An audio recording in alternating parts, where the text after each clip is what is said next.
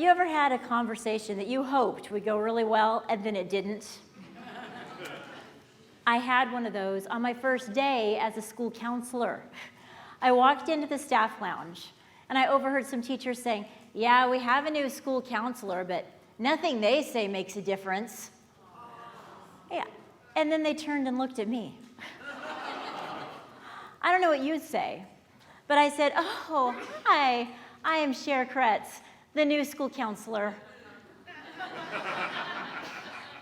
Awkward, but also annoying because I wanted to be the kind of counselor that made a difference. Because I remember sitting in front of a school counselor when I was 15 years old, and it didn't go well because she was busy telling me about all the amazing classes I was going to take. And I was drowning in guilt. Because what she didn't know is 3 days earlier, an intruder had come into our home in the middle of the night through a door that I forgot to lock. And thank goodness, everybody was okay, but that's all I could think about. It was the reason that we moved. Inside, I was yelling, "I'm drowning here. Somebody throw me a lifeline." And the counselor, she says, "Okay, here's your new class schedule, and the bathroom is down the hall on the right." Good information, not what I needed. I needed to feel empowered, and there was no connection there. And that's the trouble with most of our conversations that don't go well. We're quick to talk, slow to listen. We tell people what to do, and then we're shocked when that doesn't help at all. You guys may know this saying already, nobody cares how much you know until they know how much you care. But I think in today's world, it's more like nobody cares how much you know, period.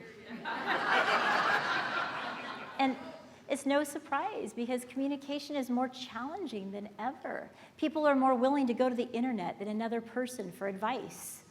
We live in a world of scrolling and split-second decisions, and half the time we're not even paying attention to what's going on around us. And that's a real struggle when we are face-to-face with somebody who's struggling. And in my quest to find a better way, I analyzed my counseling conversations. I'm going to share with you what I found out because I paid careful attention to the ones that made a difference. And I asked, what is different about this conversation? Like the time I spoke to Andy. He was a 12-year-old that got sent to my office because he had an attitude. He didn't want to participate. And as he sat there, after a few minutes, he shared with me that his grandmother had recently died.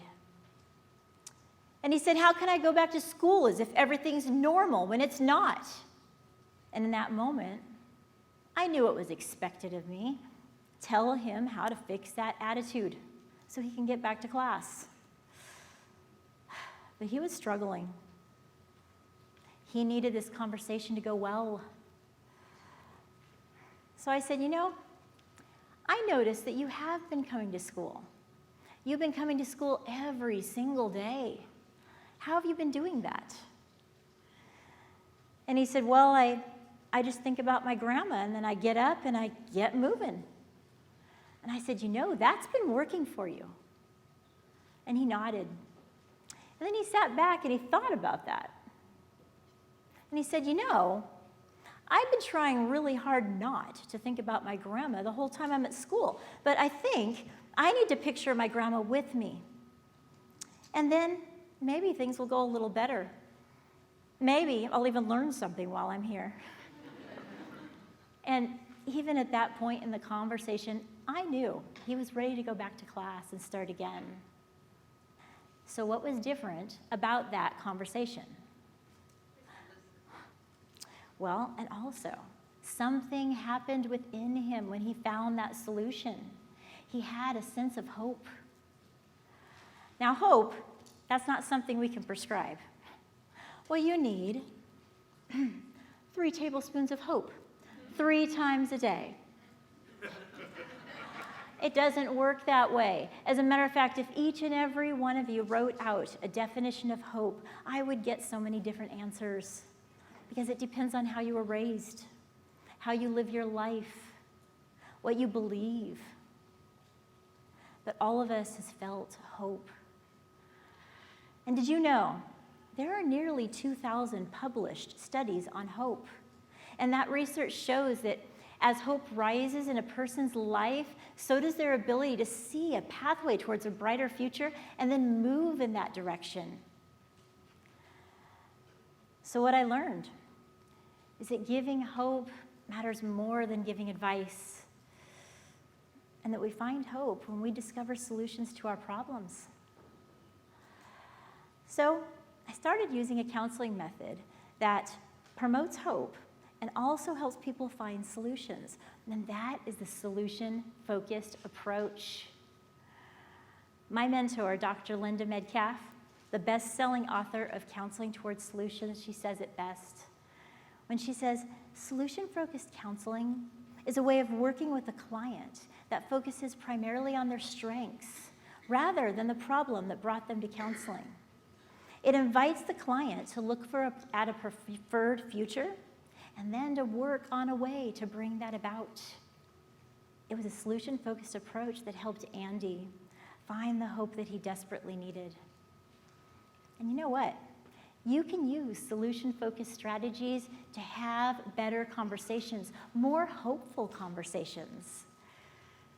But I'm going to admit, when I first started navigating the solution-focused approach with the people closest to me, it was a bumpy road.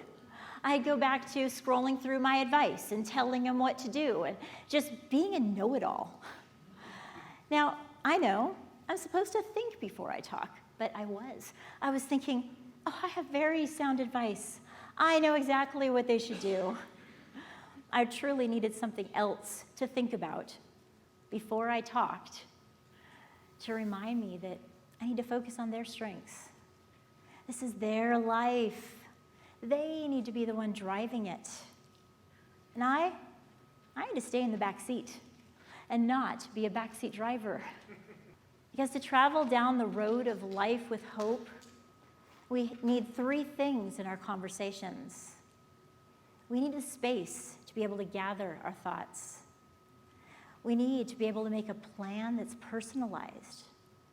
And we need the freedom to be able to get started on that plan. And these three steps, they became my GPS conversation navigation that helps people move from problem to solution quickly. It's three solution-focused, inspired steps that when you think this right before you go into a conversation, everything can change. It's G for gather, then plan, and then start. GPS. Now, I want to break down this navigation with you so that you can offer hope this way. The G in GPS stands for gather. And you know when people are stressed out, they'll say, hold on, let me gather my thoughts. And that's because everybody needs to be able to sort out their thoughts without any judgment. And you can help them do that by listening.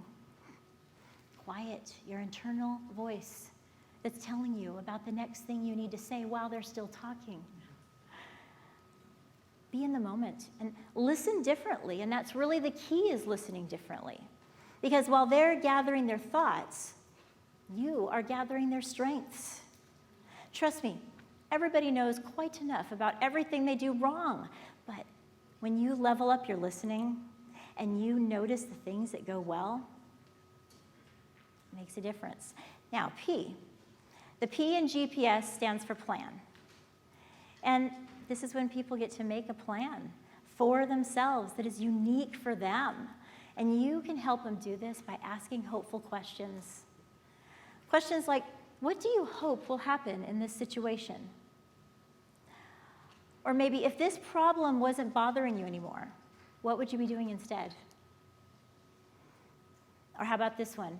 What would the best version of you do in this situation? Or any hopeful question that you think of. And then, when you're tempted to cut in and tell them what you think, pump the brakes. And instead, ask what else, and then listen longer. Now, the S in GPS stands for start. And this is when they're empowered to get started on their plan.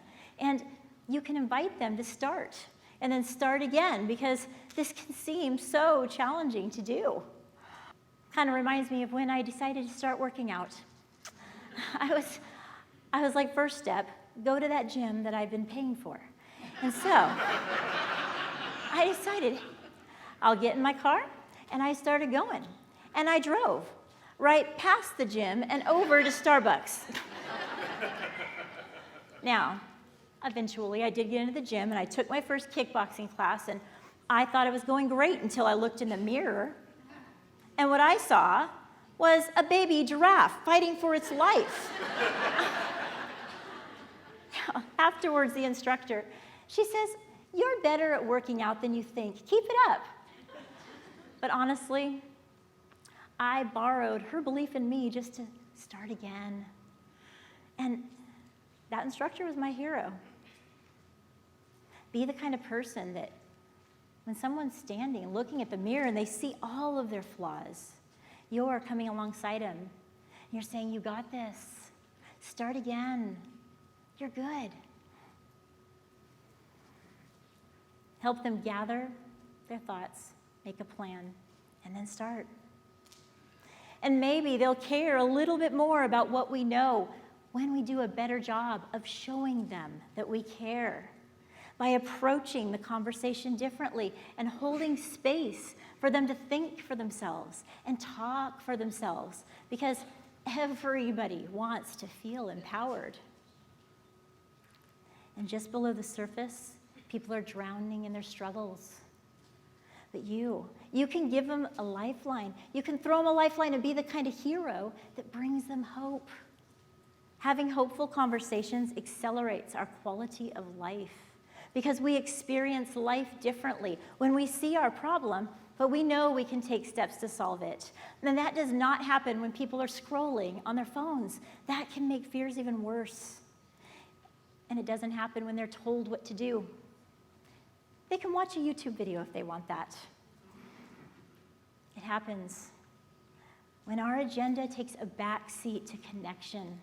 Now, picture yourself with somebody that you truly care about, and they come to you with a problem, and you need this conversation to go well. So you access your GPS conversation navigation and use a solution-focused approach. And right away, you feel this amazing connection between the two of you, because they feel heard by you. And then they're surprised by your questions, and their phone goes down, they're making eye contact, and as they share from their heart, imagine that right before your eyes, their fear disappears, and it gets replaced with hope. Now, get one result like that, and you will be happy to give up being a know-it-all. But you know what will happen instead? You'll be remembered as a hero, and not just any ordinary hero. The hero who invited hope to the conversation.